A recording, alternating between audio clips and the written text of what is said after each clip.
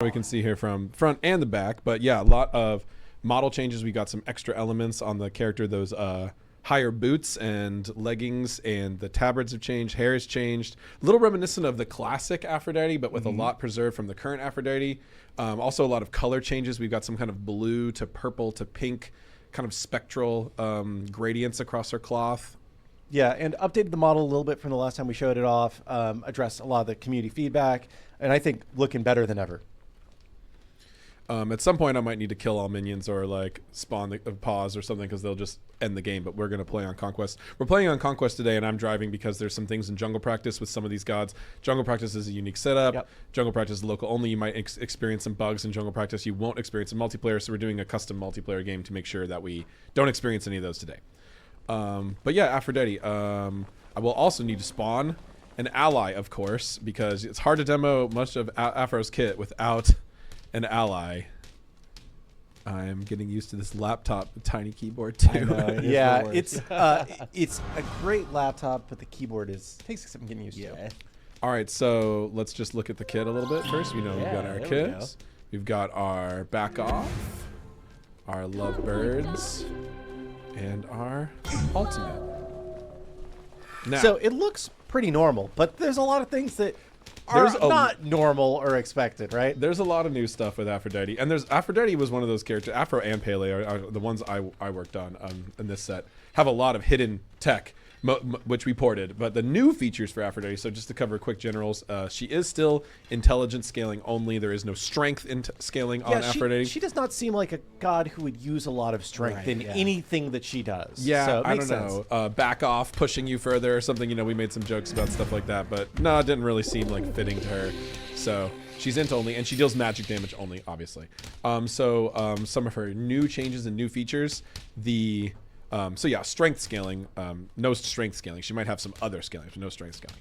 Her passive meter has been reworked. So instead of seeing a whole bunch of hearts, which you can't really tell exactly how many you have there, you'd have to count them in real time, which can be a challenge. Instead, you get this counter that tells you exactly how many gods up to the other 9 that could be in the game, maxing out. Uh-oh, I spawned her a little too close to the base. Bye-bye. They're going to come back, though. But we'll see. So that's new. And you also, when you have a link target, you'll see their avatar here in your little locket. Like that's that's your one and only, your soulmate, right, in your little locket. It's so like I'm in high school. Yeah, and then whatever god you're linked to, you'll see their face there. Kiss has a couple unique features. So one of which, Kiss, this ability has so much going on under the hood, honestly, because it's got multiple different aversions depending on if you fire it at a target. If you fire it at an ally when you're aiming like this, it'll be a homing effect. Whereas if you just fire it in open space, it's a projectile effect, and it does very different things. One of the new things in Smite 2 is that you can actually stun and link at the same time. Ooh, very nice. Previously, you would have to choose in between homing and locking onto someone, or you could have enemies body block. Right. So there's a lot of really specific rules. So the easiest way to phrase this is if you are locked on to an ally and an enemy walks in the way, we'll hit both. Nice. What if my allies just keep juking my kisses? Well, it's homing. So if you've got the targeter over their head, right, this person is not going to be a valid targeter because they're already kissed, right? So you pass through them. They can't body block you. But if you break the link and you see that kiss targeter, you know it's going to be homing. So it's going to hit as long as they have the kiss over their head. As long as you, so like, I'll test this. Let's see if it works because it's broken a few times. So as long as I kick this and aim different way, it always goes to them. Cool.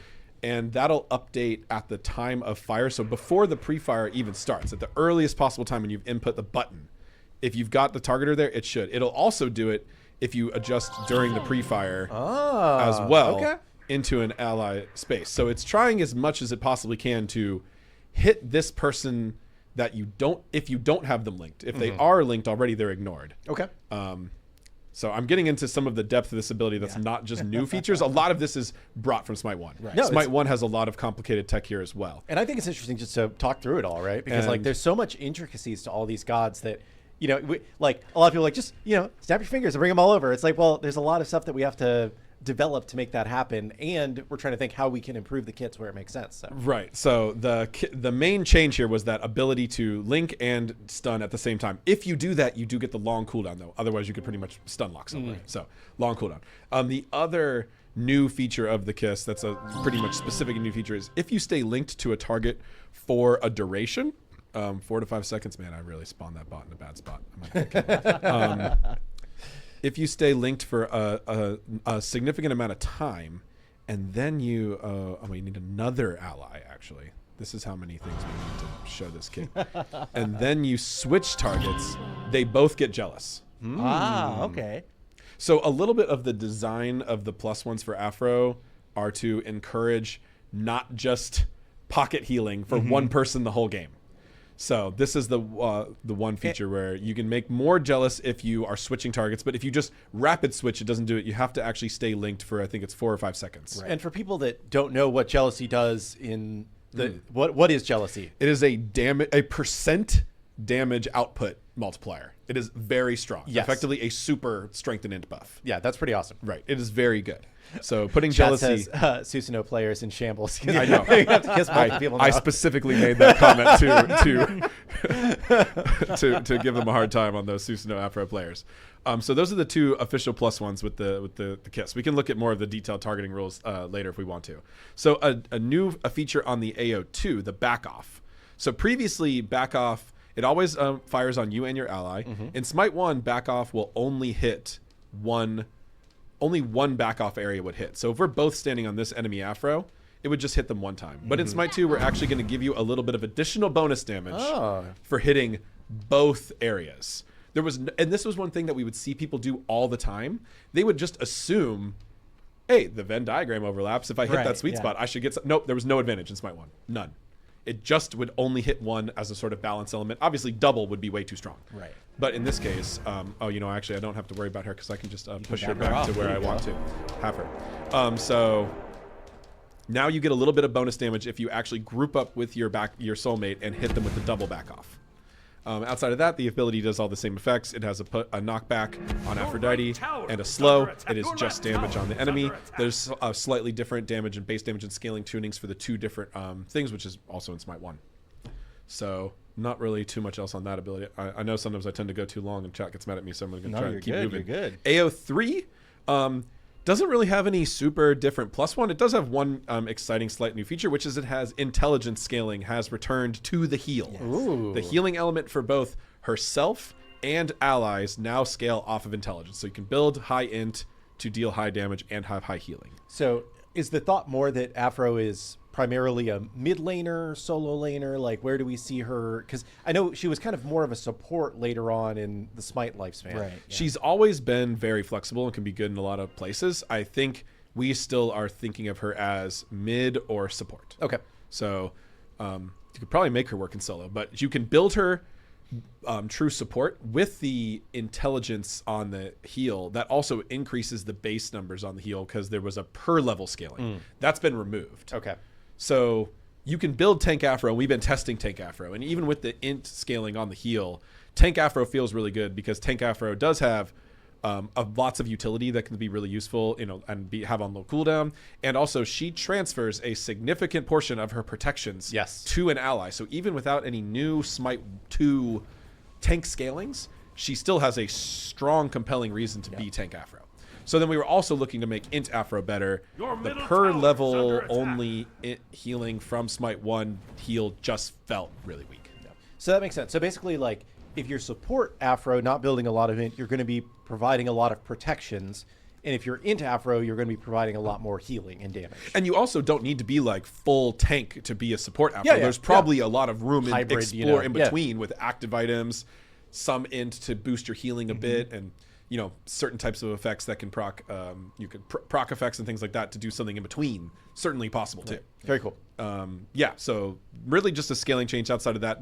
And then that's it, right? That's everything that we did to no. Oh no! Oh yeah, I'm gonna call out when we had Ben on the show a few weeks ago. He did say that the birds got some love on the visual Oh side. yeah, they The, look. the birds in Smite 1 were really just like literal flip books. So you just see like a frame of a wing going They up and look down. like So real they look birds more now. realistic now. Yeah. Yeah, UE5 has a lot more. Also, I will note that we did tune the int scaling for healing an ally is lower than self. So it gets a little bit weaker if you build full int. Just you can't spam heal an ally back up to full health, Right. but Aphrodite can actually affect her own healing a little more. It's 5 per tick versus 10 per tick. So either way, you can do that. Okay, the ultimate. So this is where the biggest plus one is. If you press 4, you'll also see that at the bottom there's a little refire timer window down there, which is like not usually there. So if you press 4 again, while in your ultimate, you can fly to your ally, and that is a untargetable leap that goes through walls. Nice. So you can now emergency airdrop onto your ally, get right up to them to fight alongside with them. That's sweet. Obviously there was a lot of discussion about why not letting us pull players back to Afro, and there's a lot of reasons why that's not very fun and much harder to implement and can cause a lot more problems. So we did think about that, but that was not really the plan. So yeah, this is the new +1. You can wait till the very end of that moment and you can fly to your ally. That's really cool. You can ult your teammate if they're in the thick of it. You're right on top of your ally that you kissed, and you can back off for some bonus damage. Double get into the damage, fight. yeah. Or not quite double, but bonus damage, yeah. Right. So Aphrodite has a lot of other, like, one other fun thing is if you change targets while ulting, you can actually transfer some of the ult to the other. Oh, that's cool. That was in Smite 1. Yeah. Oh, Wow. interesting. Yes, I did not know that. Neither did and I had I. to implement this all yesterday or something, and it was a huge pain. But it's now in Smite 2 as well.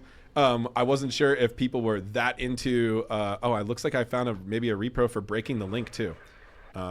Possibly dev cheats doing that, Yeah. but And we are, still about a week out from these characters going live, right? We have a little bit more polished work to be done on our side. it's fixed now. I don't think we have a clear repro for how to get that weird looking link. Maybe so. we'll watch the box for this. Yeah, maybe. Yeah, I did it. I don't know how I did it. But yeah, she also does the same with jealousy. If you have someone who you made jealous and you switch targets through the traditional means by hitting an enemy, you can transfer that jealousy to the new target. Oh, wow, and in nice. Smite 1, we actually would remove that jealousy from the old target, but a little extra +1, There you go. we let them both keep it. Yeah, that's cool. But the alt, we can't let everybody keep the CC immunity and damage That would immunity, be because real otherwise good. you would be really forced to change targets mid-alt every time. But that was parity, so we did move that over. And it was a large pain to